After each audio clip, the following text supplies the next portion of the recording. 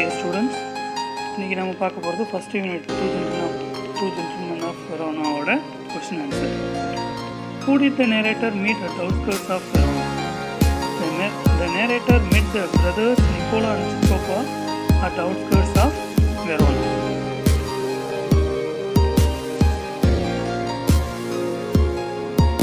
Why did the driver not approve of the narrator buying fruits from them? ஏன் அந்த பசங்கள்கிட்டேருந்து பழம் வாங்க வேணாம் அப்படின்னு தடுக்கிறாரு இந்த driver.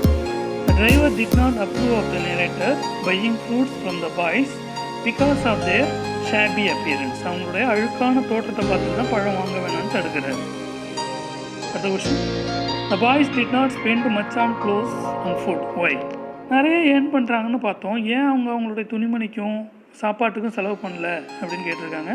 The boys were in need of money for the treatment of their sister. தன்னுடைய சகோதரியுடைய வைத்திய செலவுக்கு பணம் வேணும், அதனால தான் அவங்க வேறு செலவுகள் எதுவும் பண்ணுறதில்ல, அதாவது துணிமணி சாப்பாட்டுக்கு செலவு பண்ணுறதில்ல. Were the boys saving money to go to states? How do you know? உண்மையிலேயே அவங்க ஸ்டேட்ஸுக்கு அமெரிக்காவுக்கு போகிறதுக்கு தான் பணம் சேவ் பண்ணாங்களா, உங்களுக்கு எப்படி தெரியுன்னு கேட்குறாங்க. The boys had the commitment of saving the life of their sister, so they were not saving money to go to the states. அவங்களுக்கு வாழ்க்கையில் ஒரு கமிட்மெண்ட் இருக்குது, என்னென்னா தன்னுடைய சகோதரனுடைய வாழ்க்கையை காப்பாற்றணும் அப்படிங்கிறது தான் உங்களுக்கு அந்த commitment. Why did the author avoid going to Lucia's room? ஏன் லூசியா ரூமுக்கு போகிறது அவாய்ட் பண்ணார் இந்த author? The author did not like to disturb the happy family party, so he avoided to go to Lucia's room. What was Lucia suffering from? Lucia எதால பாதிக்கப்பட்டிருந்தான்னு கேட்டிருக்காங்க. Lucia was suffering from tuberculosis of the spine.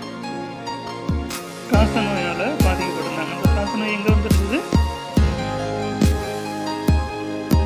தண்டுவடை முதுகு பகுதியில். What made the boys join the resistance movement against the Germans? எது அவங்கள அந்த கிளர்ச்சி படையில் சேர வச்சது? ஜெர்மானியர்களுக்கு எதிராக உருவான கிளர்ச்சி படையில் சேர வச்சது எந்த நிகழ்வு அப்படின்னு சொல்லி கேட்குறாங்க.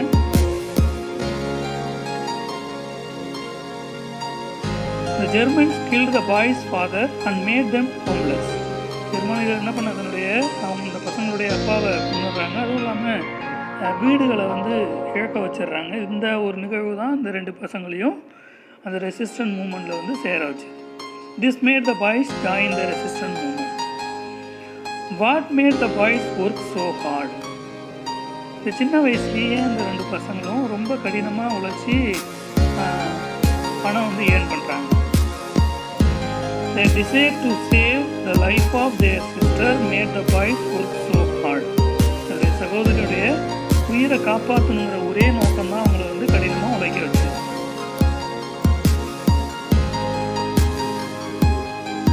Why did the boys disclose their problem to the author? ஏன் அந்த பசங்க ரெண்டு பேரும் தன்னுடைய அந்த ஒரு பிரச்சனையை ஆத்தர்கிட்ட ஷேர் பண்ணிக்கல, மறைச்சாங்க அப்படின்னு சொல்லி கேட்குறாங்க.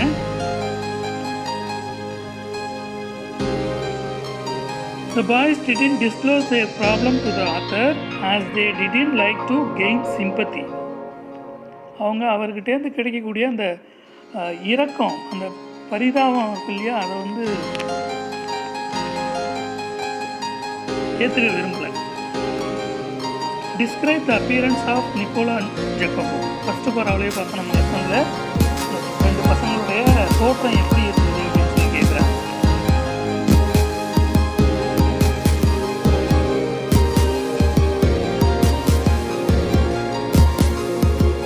Nicola and Jacopo had a shabby appearance, had worn jersey and a cut-off khaki pants. Nicola Jacopo ஒரு அழுக்கான தோட்டத்தில் இருந்தாங்க. ஒருத்தன் பார்த்தீங்கன்னா கிழிஞ்ச அந்த ஒரு ஜெர்சி போட்டிருக்கான், காக்கி பேண்ட் ரொம்ப லென்த்தியாக இருந்ததை கட் பண்ணி போட்டிருக்கான்.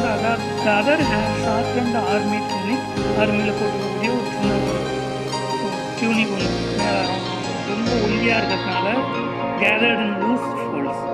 They had brown skins, tangled hair, அந்த சிக்கலான அந்த முடி, and dark earnest eyes. இதுதான் அவங்களுடைய அந்த தோற்றம், appearance.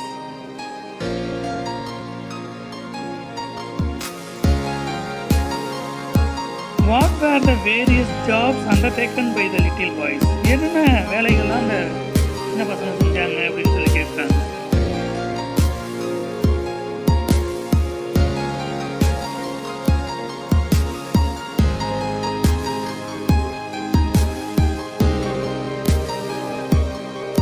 They shined shoes, sold fruits, hawked newspapers, conducted tourists round the town and ran errands. Shoe polish பண்ணாங்க, ஃப்ரூட்ஸ் விற்றாங்க, ஹாக்கடி நியூஸ் பேப்பர்ஸ் இந்த குழி சொன்னாங்க, டூரிஸ்டராக செயல்பட்டாங்க. அடுத்தது ரேன் எரண்ட்ஸ்னால் சும்மா சின்ன சின்ன பெட்டி ஒர்க்லாம் வந்து செஞ்சு நிறைய மணி வந்து ஏர்ன் பண்ணாங்க.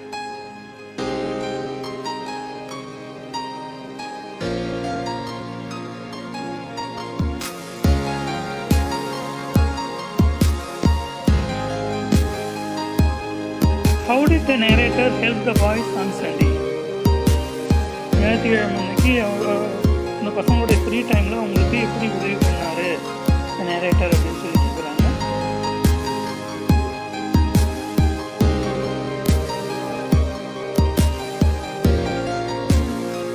The boys used to visit Coletta every Sunday. வழக்கமாக அந்த பசங்க இப்போ ஒவ்வொரு ஞாயிற்றுக்கிழமையும் கொலேட்டாங்கிற நகரத்துக்கு போவாங்க. The narrator himself drove the car for the boys to reach their destination. Narrator வந்து அவரே டிரைவ் பண்ணிக்கிட்டு காரை ஓட்டிக்கிட்டு அந்த பசங்க போய் சேர வேண்டிய இடத்துக்கு கொண்டு போய் சேர்க்குறாரு. ஏன் அப்படின்னா அன்றைக்கி அவருடைய டிரைவர் லூகி இருக்கான் இல்லையா, அவனுக்கு வந்து சண்டே ஆஃப் கொடுத்துருந்ததுனால. Thus he helped the boys.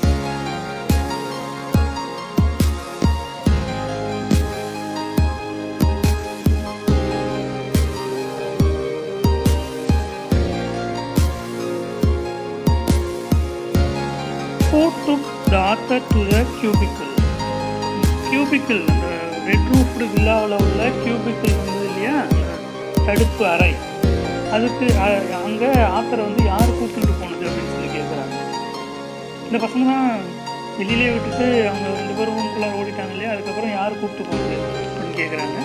The nurse who was taking care of the boy's sister, Lucia, took to the author to the cubicle. இந்த நர்ஸ் தான் இவரை வந்து இந்த கியூபிக்கிற்கு கூப்பிட்டு போகிறோம். நம்ம நேரேட்டர்.